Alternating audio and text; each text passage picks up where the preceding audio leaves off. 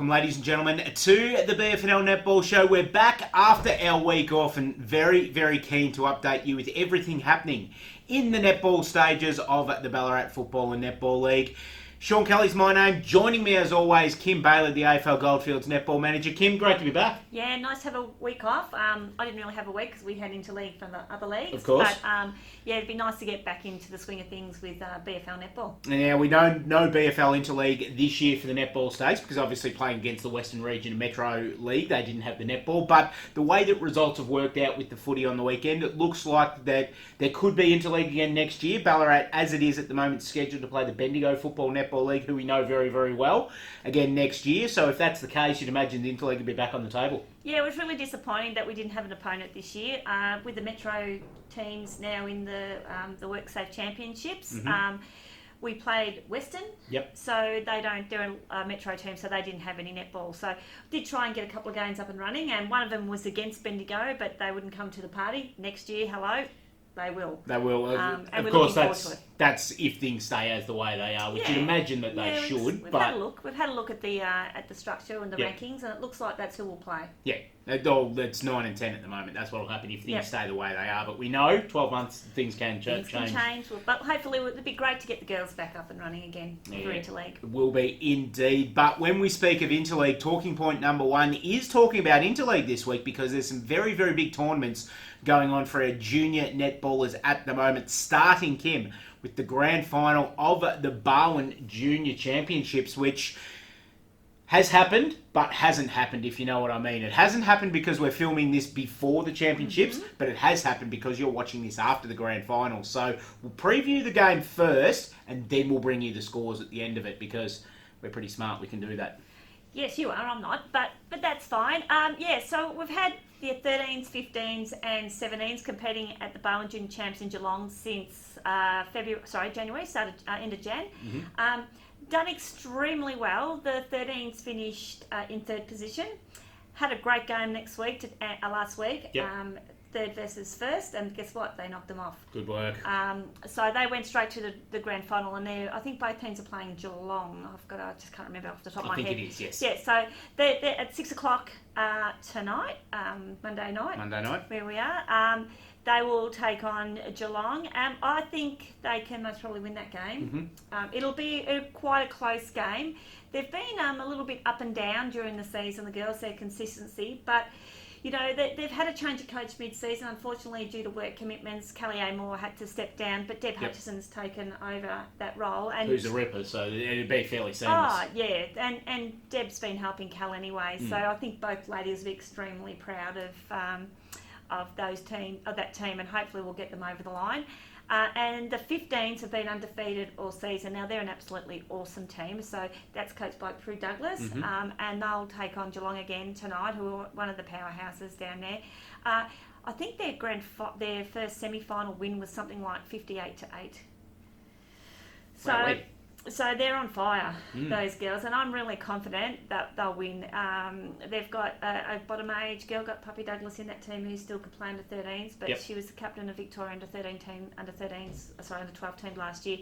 Great player. So it's good to give her that bit of a challenge as well. Yeah, give her a challenge. So we've got a mixture of a bit of the young kids with the top age kids, but Prue's done a fantastic job with those girls, and I can see them getting a really nice victory tonight. Yeah, really, really good work. And of course, due to the wonders of modern technology, we can now give you the scores and let you know exactly how the BFL teams went in the Barwon Championship.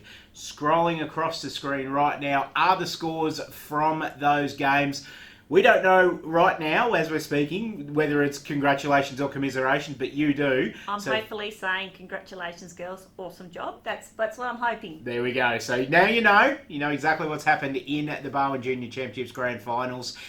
Then leading this weekend into the Woodgrove Cup, obviously taking on the Riddle District Football and Netball League, the now annual carnival that started off last year, and another really good chance for all of our junior rep teams. Yep, this is an absolutely massive weekend for our junior netballers. It's most probably our busiest weekend of all. So we started the Woodgrove Cup last year. It's an annual event between the RDFL and the BFNL. We're playing at Wendouree this week. Under 13s are at 11. The 15s are at 12 and the 17s are at 1.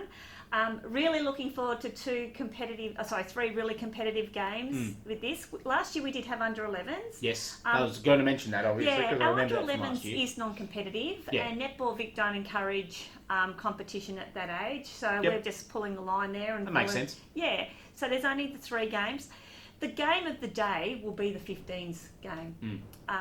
The 13s, I think, and the 17s should most probably have comfortable victories, although the 17s might be a little bit closer. Rupertswood. RDFL's got some. I was going to say Rupertswood because they're all Rupertswood players, but the RDFL's got some very handy players in their 17s team. One that we know fairly well, Matilda Whitehill playing defence for the RDFL. Playing, Eloise Freeman, who played with the Sovereigns this year as well, so some handy ones there. But you're right about that under 15s game. That's going to be a ripper. Yeah, big game coming up there, and I'm really excited to see the talent out there. And I can also do a little bit of TOD on the day.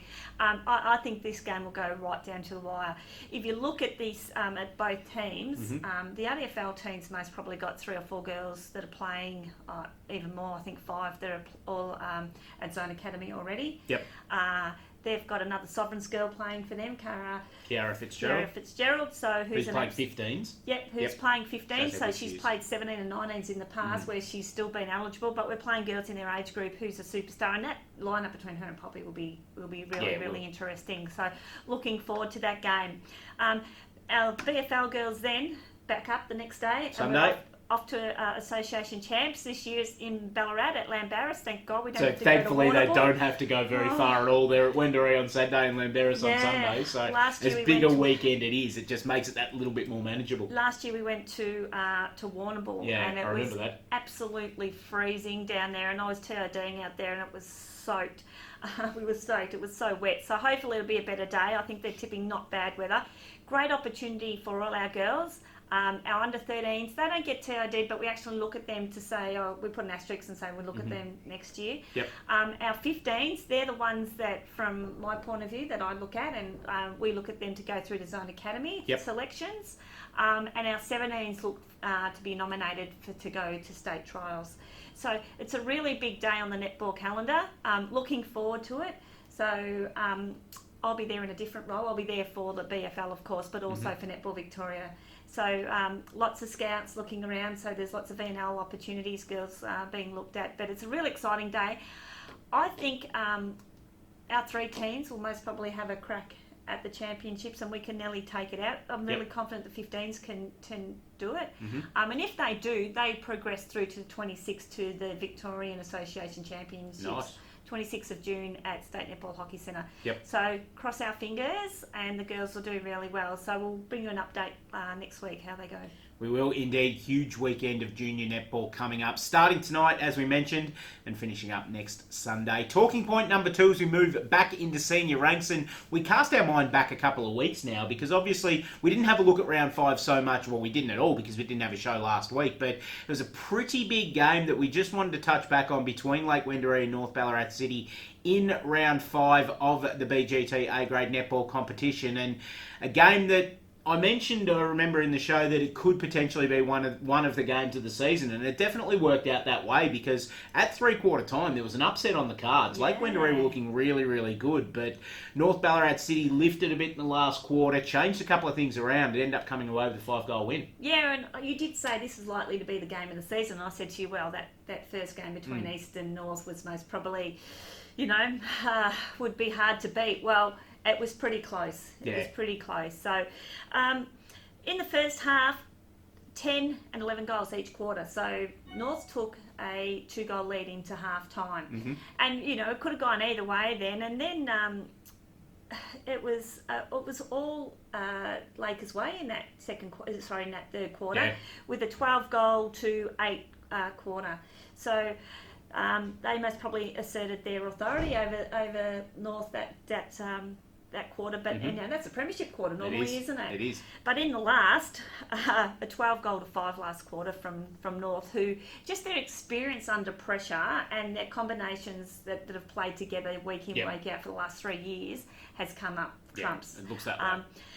Just really interesting. We just had a look at the stats before.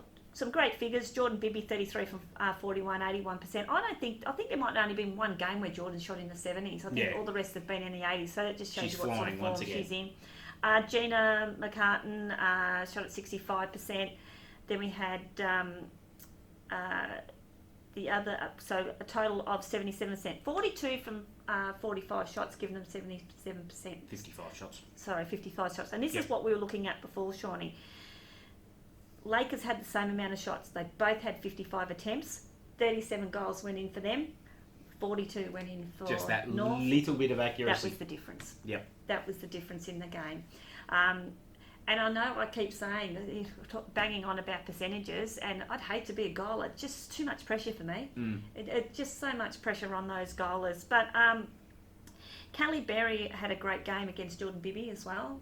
She's been a really good inclusion to the Lakers side this year, obviously coming up into the A-grade side and really making a bit of a mark. And it's that bit of new look kind of stuff in the A-grade side this year as well. Yeah, and the North defenders, Emma Church in keeper and Sarah Milton also had really good games. So it was quite a defensive game. And you look at the scores, and we most probably could have seen a few more goals scored because it was pretty low scoring compared to some of the games we had.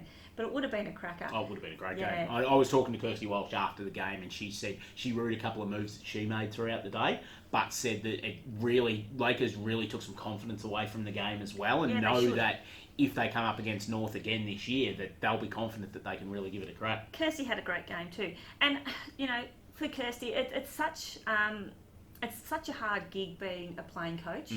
It really is, because it sometimes distracts from your own game, because you're thinking, what am I going to do next when you run down the court, particularly in centre.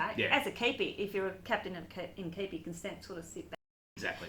But in centre, or wing attack or wing defence, you're driving down that court. Been there, done that, and it's very, very difficult. But she had a great game, so it wouldn't have affected her too much. No, exactly right. Yeah, I'm really looking forward to it. There's sort of 4 clubs at the minute that are standing out, that are up there. And they are East, North, Lakers and... Sunbury are undefeated. Sunbury, of course.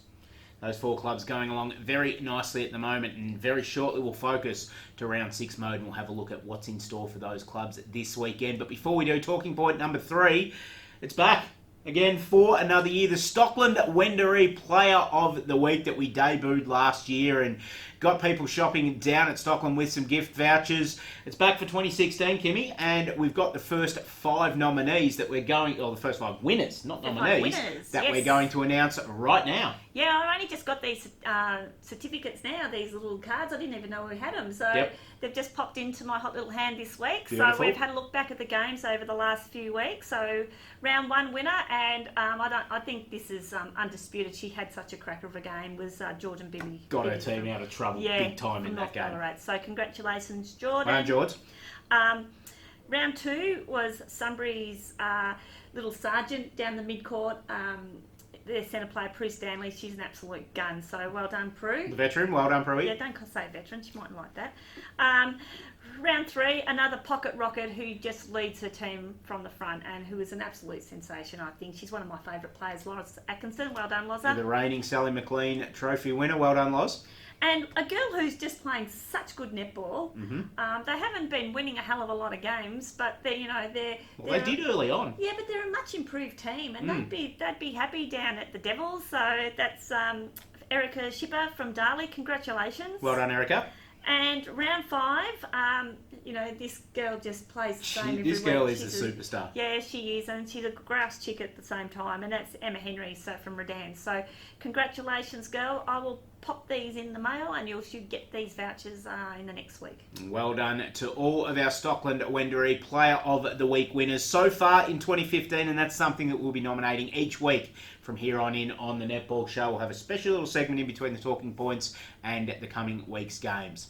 Speaking of the coming week's games, round 6 this week, Indigenous round in the Ballarat Football Netball League, and some pretty big games of netball, starting with what I reckon what's going to be an interesting game down the road at McPherson Park between Melton and Bacchus Marsh. Melton that have probably under-delivered a little bit, and Bacchus Marsh have definitely improved this year. Yeah, Bacchus, I think, is one of the really great stories of the year. They've had their first win. They have. But they've been very brave in their other games. They've just fell short a couple of times. Melton, I don't think, have had their full team on the park yet. Yep, I think you're right.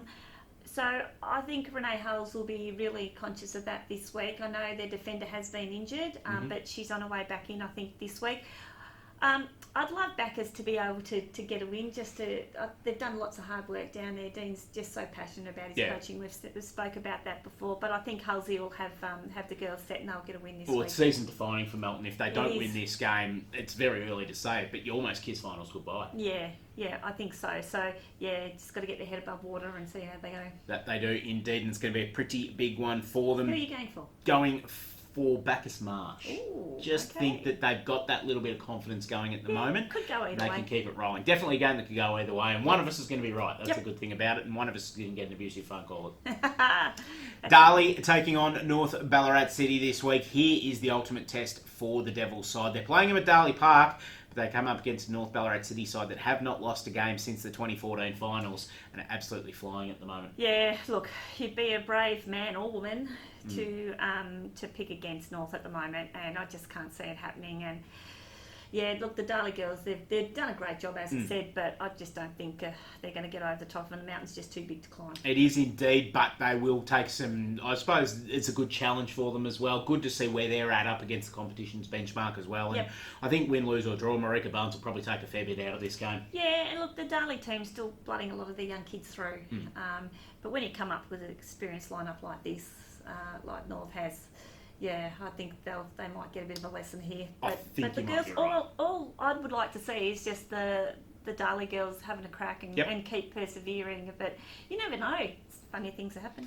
Exactly right. Similar story we'll be talking about for this next game. East Point taking on Melton South at the new courts at the Eastern Oval. The new courts are up and running. I did see them in action for some junior games a couple of weeks ago, and they look absolutely fantastic. So I think this will nearly be the first game that the senior girls will get a run on them. So pretty big day for East Point if that's the case, and they should do the job pretty easily against Melton South. I think so. Again, another really inexperienced team. Melissa Klimas is doing her best to try and get these girls some experience against these more experienced teams. So I think they might get a little bit of a touch-up this week. But what a venue now with that new court.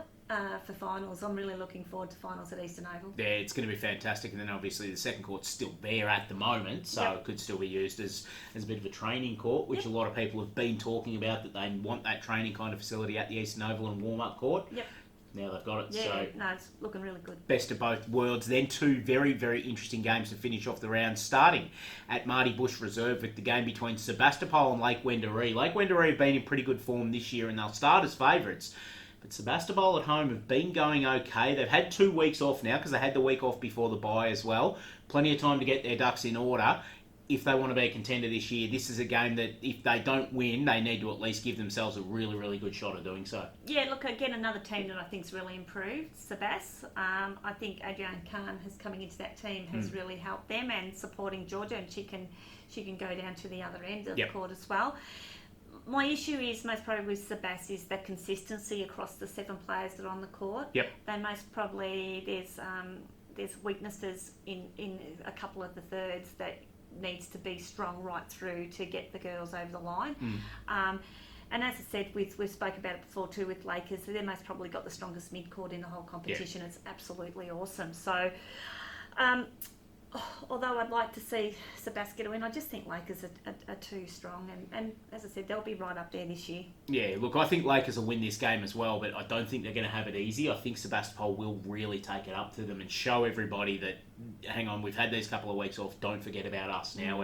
We've just spoken about 4 sides that we reckon are the benchmarks. Sebastopol want to be, if not in that benchmark, then at the very next level and pushing towards finals this year. I think Lakers will be in the same boat. They'll want to assert their authority and say, this is where we are. Come and catch us. Exactly right. Then the last game for the weekend, Redan taking on Sunbury at the City Oval. The Red Lions take on the Blue Lions, the East versus the West. This will be a pretty good game because whilst Redan, you look at the ladder and they're sitting 2 and 3. Their 3 games have been against the other 3 top sides, and they've done pretty well in most of those games as well. So if Sunbury come down here just expecting to go through the motions and get the win, they could be very sorely mistaken. Yeah, I don't think Sunbury will be doing that at all. They've always had hard games against against Redan. I've got a feeling Sunbury have a couple of outs this week, which might affect them. Interesting. Really significant outs too. I can't confirm that 100%. It's just a couple of rumours I've heard. Ooh. So if those outs that can I sit on the fence? Can I say if those couple of girls don't play, I'm going to go Redan, but if those couple of girls do play, I'm going to go Sunbury. I try and do that in the record article every week as well. So and Redan have most probably. When I looked at their lineup at the start of the year, I thought, they're going to really struggle this year. But Sheree Collins has actually done a really good job and got them into a great position where they've. That 10-goal loss to North is not a disgrace as well. What they did a few weeks ago. It's going to be a hard one. If those girls, a couple of girls, as I said, I don't want to say who they are because I'm not quite sure if it's 100% that they're not going to play. But I think that'll be the tipping point for me, and I'm going to just go with the presumption that they're not playing and go Redan. And that breaks my heart. There's been that bit of a rivalry there over the years. I think that's the first time that Kim has tipped against Sunbury. No, it wasn't. I tipped the other week and they gave it to me. I was going to say in the whole, since you've been on the netball show for the whole year now. The Sunbury team's just been a little bit unstable with girls coming in and out trying to get that consistency with their goalers and things like that. So we'll see what happens. If these girls don't play, I think might see an upset. But Sunbury've got a really hard couple of weeks coming up when I think they front up to Lakers, North and East all in a row. Yeah, they do. They've definitely got that period of time where they came up against probably some easier teams, if you can say that, in the first block of the season. But teams rebuilding. Exactly, but they've definitely got some tough games coming up, so it'll be interesting to see how they go starting this weekend. And that's all the time we've got for this week on the Netball Show, Kim. Thanks for joining us. A little bit longer than usual, but obviously a little bit to cover with juniors in particular. We thought this would be a short show. We did indeed, but instead we've gone a bit longer than usual. So thank you for joining us on the BFNL Netball Show, and it's going to be great to get the BGT A-grade netball competition back up and running this weekend. Best luck to all the junior netballers involved in interleague and, of course, their club games throughout this weekend. We'll see you next week.